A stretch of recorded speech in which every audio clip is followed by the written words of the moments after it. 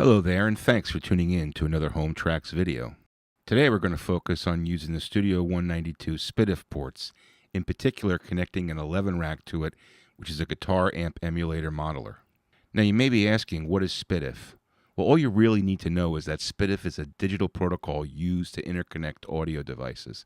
It's widely used and it's well-proven technology, so if you really want to know anything beyond that, probably a good idea just to Google it. Now, when I started looking into using the 11-rack SPDIF feature for recording into Studio One via the Studio 192 interface, I read somewhere in some forum, and I can't remember where, that a few people were saying that using SPDIF to record the 11-rack into your DAW didn't sound as good as using the analog connections. It seemed a little strange to me, but it kind of stuck in my mind. And I had this open SPDIF port on my new Studio 192, and I wanted to use it to connect my 11-rack. So before I committed to this new setup, I figured I'd do some test recordings just to see if there really was a difference in the tone of the digital recording versus the analog. It would also be cool to free up two inputs on the Studio 192 that the 11 rack was using, and to set up reamping from Studio 1 to the 11 rack via SPDIF. So I bought a couple of SPDIF cables for $10 a piece, connected it all up, and away we go. Here's the setup. The 11 rack SPDIF out is going to the Studio 192 SPDIF in, and on the digital side, that's all we really need for this test as far as connections go. And in Studio One, we have two tracks left and right set up for the SPDIF input. And on the analog side, we're connecting the main outs of the 11 rack into channels 7 and 8 on the Studio 192. And again, in Studio One, we have two tracks set up for the analog for left and right. And in Studio One, you see here we're mapping the appropriate channels 7, 8, and SPDIF left and right to channels 7, 8, 9, and 10 in Studio One, and we have them labeled accordingly. And you can see here in the UC Surface, which is the Studio 192's virtual mixer, we have channel 7 and 8 linked, which is the analog 11 rack, and we have the two SPDIF channels linked, which is the digital 11 rack. It's important to link the channels because otherwise you'll have balance problems on playback. Now for this test, I'll be using 4 different 11 rack rigs to record guitar, and for bass, I'll be using 1 rig. Now configuring the 11 rack is fairly simple. From the 11 rack editor under user options, you need to configure the digital outputs to mirror analog. You also want to make sure that your rig output is set to a proper recording level. You can also adjust rig output on the 11 rack's front panel interface, as well as adjusting digital output to mirroring analog. In Studio One, I have both analog channels and both digital channels going to separate buses, so it's easier to A and B them later. The bluish-green tracks will be the analog signal, and the orange tracks will be the digital signal. Now we'll arm the tracks and record.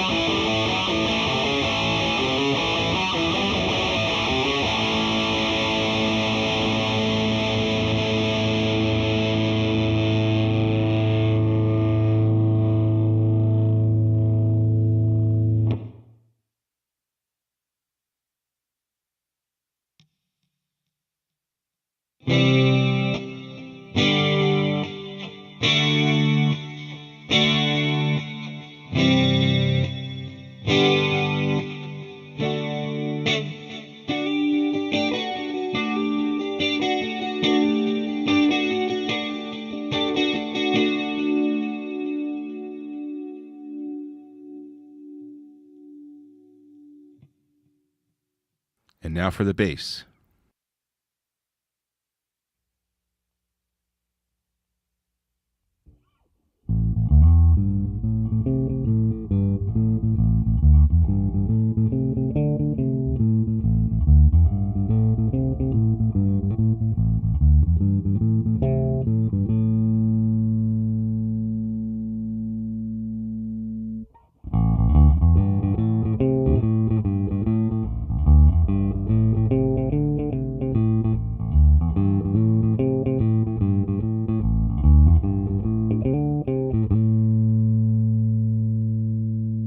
Now from watching the meters, it did seem like the SPDIF input was a few dB higher than the analog.